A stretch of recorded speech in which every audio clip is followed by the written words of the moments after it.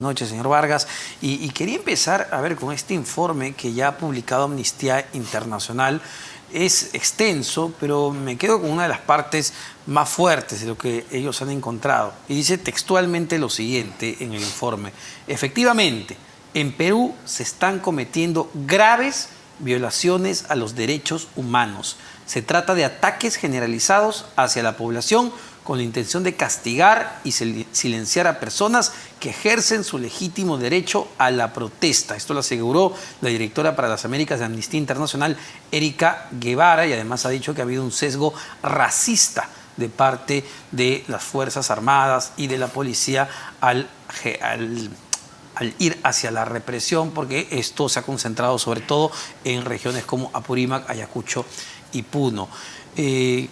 ¿Cuál es su apreciación sobre este informe? Omar, gracias por la invitación. Buenas noches.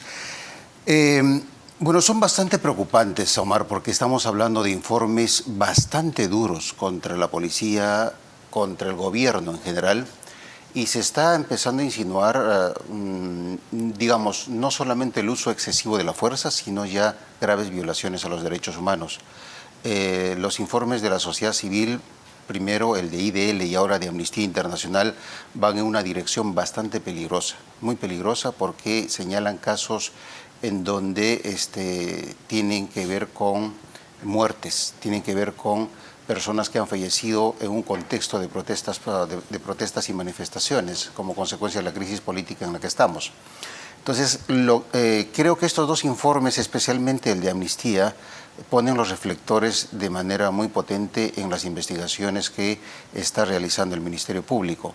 Creo que es importante llamar un poco a la calma y esperar a que el Ministerio Público haga las conclusiones que correspondan a cada uno de los casos en donde se produjeron lamentablemente la muerte de más de 60 peruanos. Sin embargo, desde las instituciones castrenses, desde el Ministerio del Interior, desde el Ministerio de Defensa, ¿no se deberían tomar también acciones preventivas para además dar calma y ser transparente con la población? Porque la sensación es que, bueno, no te interesa investigar esto.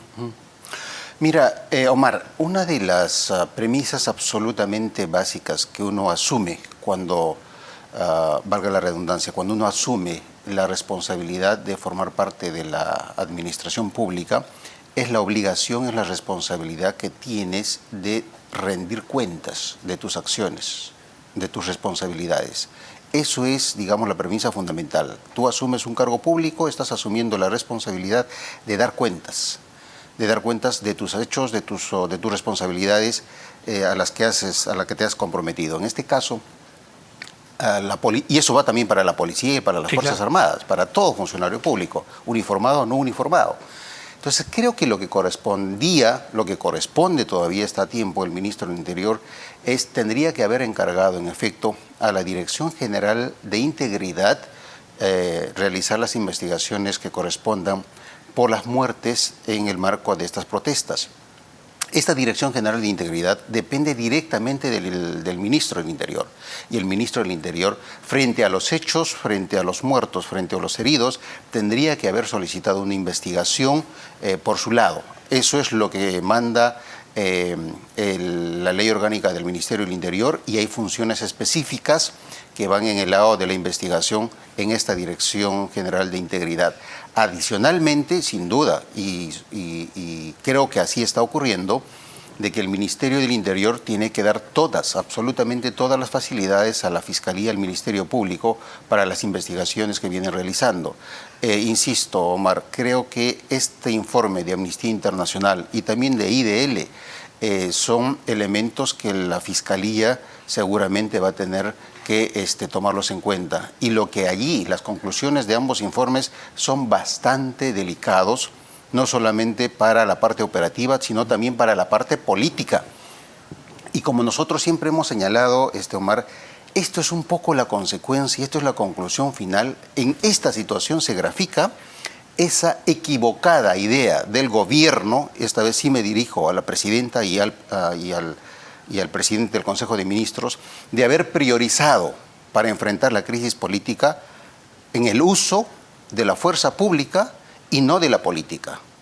Ellos claudicaron en hacer política y recurrieron a la firma fácil de un decreto declarando el estado de emergencia y abriendo los cuarteles tanto de las Fuerzas Armadas como de la policía, siendo una crisis política esta, ¿no? ¿Priorizaron la bala antes que el diálogo? Yo no diría eso, no, yo no diría eso. Se está recién investigando y eso el Ministerio Público llegará a sus conclusiones que correspondan. Lo que digo es que frente a una crisis política de esta magnitud, el gobierno debió haber asumido la responsabilidad de generar todas las medidas y todas las acciones para descomprimir la situación y no llegar a los 60 muertos. Ahora, que son lamentables. ¿Eh? Totalmente y también hay lamentables. que recordar que dentro de esos 60 muertos hay un policía que murió calcinado en Puno. Y lamentablemente la violencia ha venido de ambos lados y es importante remarcarlo. Omar, hay más de 1.500 peruanos que han sido heridos. Sí. Hay más de 700 u 800 policías heridos y muchos de ellos de extrema gravedad. Así es.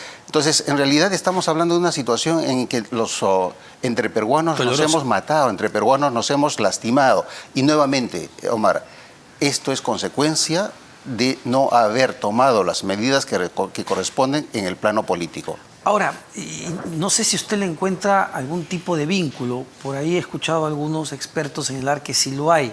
¿Qué está ocurriendo en el Braen?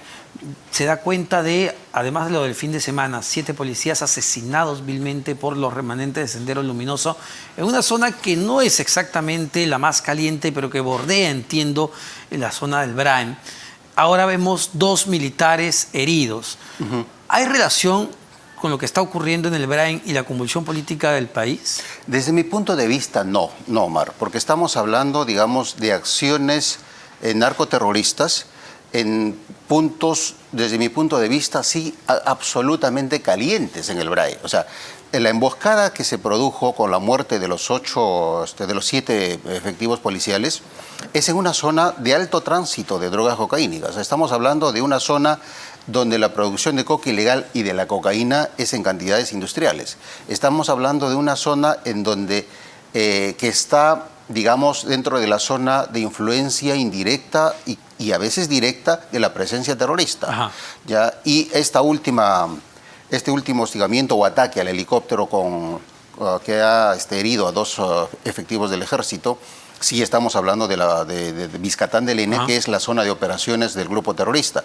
Son 2 puntos geográficamente bastante distantes. Uno es casi en el centro del Brae y otro en el norte. Vizcatán está en el norte, corresponde a la región Junín, y la emboscada, entiendo que me parece, está en la jurisdicción de la región Cusco. Entonces, la primera conclusión de ambas acciones armadas terroristas nos indica que el grupo terrorista o narcoterrorista, como se le quiera llamar, está bastante activo. Lo que se hizo, lo que se logró con la Operación Patriota, sin duda fue importante, pero a todas luces todavía nos falta muchísimo trabajo para neutralizarlos definitivamente o ponerlos en retirada. Pero estos son mensajes, es decir, esta es la venganza de la Operación Patriota, esto es que estos grupos quieren decir, aquí estamos vivos, estamos fuertes todavía. Omar, en general, yo siempre he sostenido que, primero, lo que estamos viendo en el Brae es un grupo terrorista muy vinculado al narcotráfico y si quieres eso lo convierte en narcoterrorismo, de acuerdo. Mi lectura es que es un grupo terrorista que se financia de la cocaína. Y desde mi punto de vista, la fuente de financiamiento no determina la naturaleza de un grupo terrorista. ¿Okay? Si no, el MRTA hubiese sido simplemente una organización criminal, porque se financiaba del secuestro, de la extorsión y otros actos criminales comunes. Pero era un grupo terrorista que tenía finalidad política.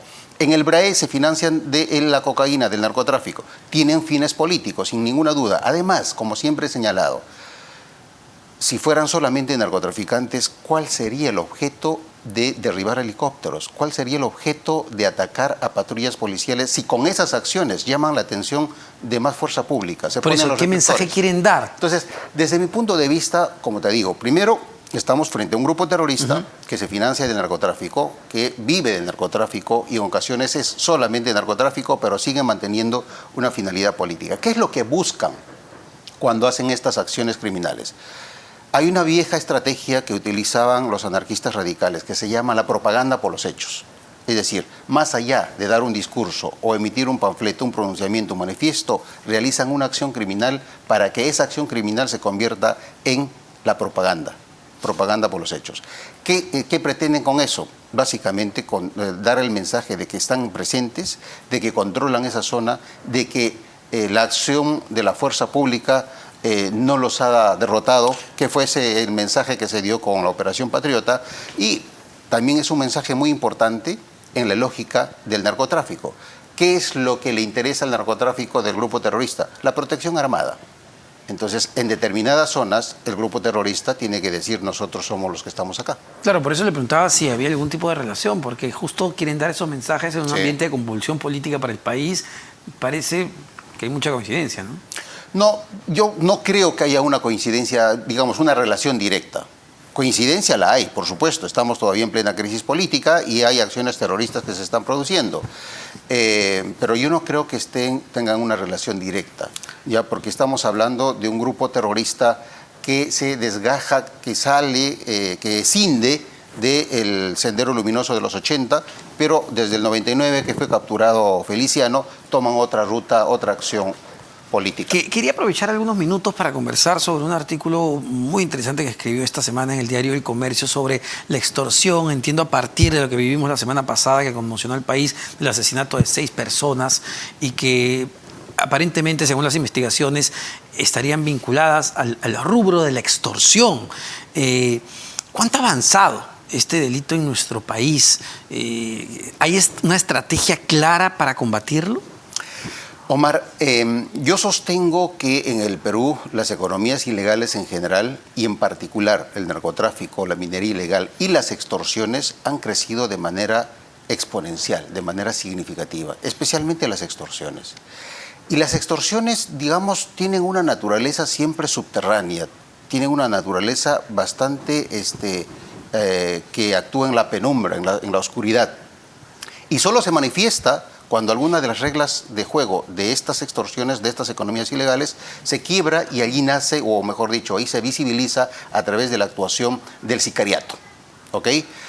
Y lo que estamos viendo, Omar, es que de ese clásico chalequeo que existía en las obras de construcción civil en el Callao y en otras partes del país, es decir, por el cobro de un servicio ficticio de seguridad, eso ha avanzado, se ha sofisticado tanto y que ahora estamos llegando a situaciones de control territorial. Es decir, hay organizaciones que están extorsionando, controlando territorialmente muchas avenidas de Lima, controlando barrios enteros de Lima, controlando regiones o provincias enteras de las regiones del norte del país.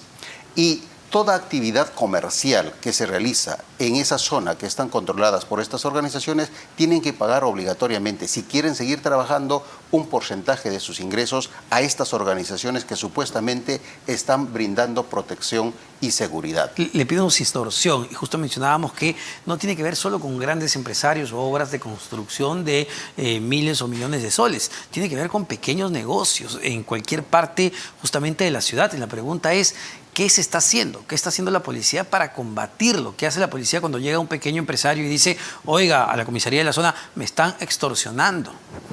Omar, como te comentaba, las extorsiones han crecido tanto, se han sofisticado bastante y ahora lo que se está observando ahora es el control territorial de zonas donde se extorsiona a toda la actividad económica. Hace poco veíamos una noticia macabra. Quemaron a una persona que se dedicaba que era explotada sexualmente acá en una de las calles del centro de Lima, ¿no es cierto? Y eso lo hacen estas organizaciones precisamente que pretenden controlar territorialmente ese negocio y cualquier otra que se realice en esa zona. Entonces son reglas que estamos conociendo ahora públicamente, pero que se venían repitiendo, se venían realizando subterráneamente. Ahora, digamos, como que ha parado un poco las protestas sociales y la crisis política, como está entrando a un escenario distinto, estamos empezando a visibilizar. Creo yo que lo que ha pasado en San Miguel con estos sicarios se diferencia de otros solamente porque lo hemos visto en un video. pero son situaciones que se presentan cotidianamente en Lima Este y en el Lima Norte. Y ha generado conmoción, y hay que ser muy francos en esto, ha generado conmoción porque se trató de toda una familia, se trató de menores de edad, que siempre genera mucho dolor y conmoción. Sí, pero si hubiese sido solo el ajuste de cuentas a alias La Tata, si no me equivoco, La Tota, perdón, hubiese sido uno más de los que vamos viendo a diario. Uno más que todos los días se produce en cualquier parte de Lima, en cualquier parte del país. Entonces, nuevamente, el sicariato es la expresión final, la expresión visible de este negocio que es la extorsión. Y la extorsión se está sofisticando con una especie de disputa entre organizaciones que tienen integrantes extranjeros y organizaciones locales, nacionales.